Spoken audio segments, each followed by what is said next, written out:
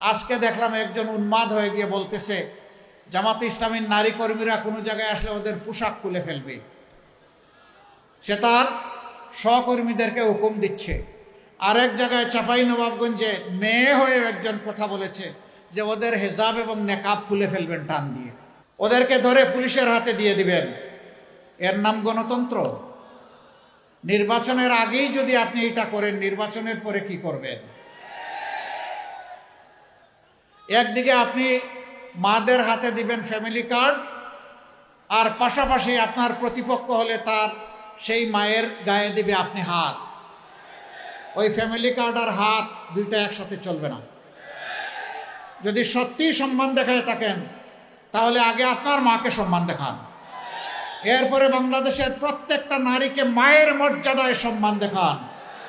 মানুষ আপনাকে ভালোবাসবে, আপনাকে সেলিউট দেবে। আমি বলে দিতে চাই, আমাদের জীবনের চেয়ে মায়েদের ইজ্জতের মূল্য আমাদের কাছে অনেক বেশি।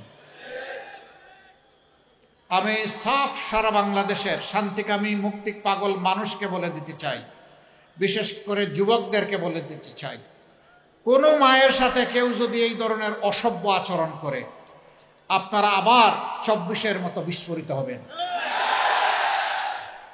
বলবেন জীবন দিব কিন্তু মায়ের মর্যাদা দেব না, কাউকে না মায়ের মর্যাদা নিয়ে টান দিতে দেব না।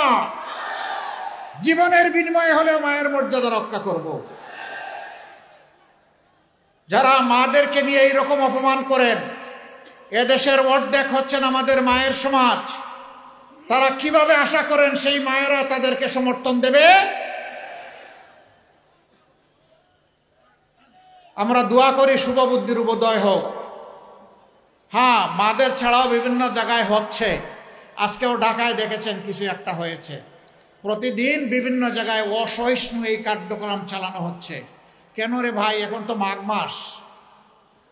এই শীতের দিনেই যদি মাথা এত গরম হয়, চৈত্র মাসে কি হবে?